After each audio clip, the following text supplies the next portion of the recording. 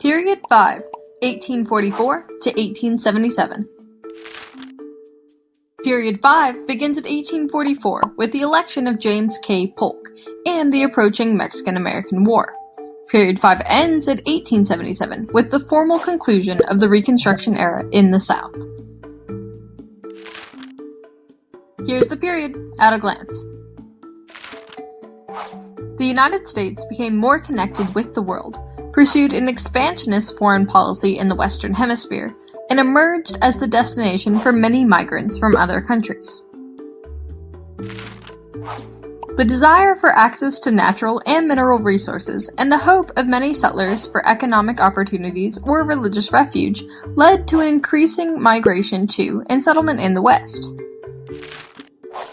Advocates of annexing Western lands argued that manifest destiny and the superiority of American institutions compelled the United States to expand its borders westward to the Pacific Ocean.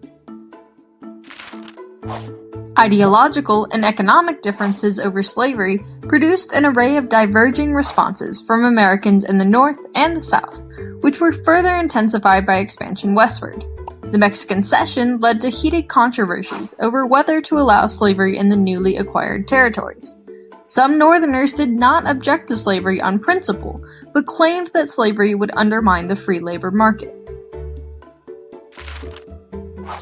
As a result, a free soil movement arose that portrayed the expansion of slavery as incompatible with free labor. The courts and national leaders made a variety of attempts to resolve the issue of slavery in the territories, including the Compromise of 1850, the Kansas-Nebraska Act, and the Dred Scott decision, but these ultimately failed to reduce conflict. The second-party system ended when the issues of slavery and anti-immigrant nativism weakened loyalties to the two major parties and fostered the emergence of sectional parties, most notably the Republican Party in the North. That's Period 5, Part 1. Period 5, Part 2. Abraham Lincoln's victory on the Republicans' free soil platform in the presidential election of 1860 was accomplished without any Southern electoral votes, leading Southern states to secede from the Union and precipitating the Civil War. Both the Union and the Confederacy mobilized their economy and societies to wage the war, although the North held far greater manpower, industrial resources, and established rail lines. For most of the war, the South held a home field advantage that was further supported by strong military leadership.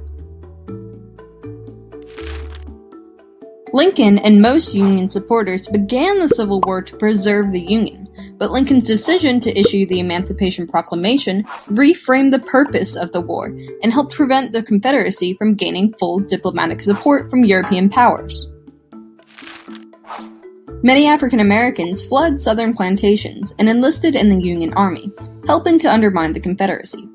Reconstruction and the Civil War ended slavery, altered relationships between the states and the federal government, and led to debates over new definitions of citizenship, particularly regarding the rights of African Americans, women, and other minorities. Efforts by radical and moderate Republicans to change the balance of power between Congress and the presidency, and to reorder race relations in the defeated South, yielded some short-term successes. Reconstruction opened up political opportunities and other leadership roles to formerly enslaved persons, but it ultimately failed, due both to determined Southern resistance and the North's waning resolve. Southern plantation owners continued to own the majority of the region's land, even after Reconstruction, as segregation, violence, and an exploitative sharecropping system limited opportunities. That's Period 5.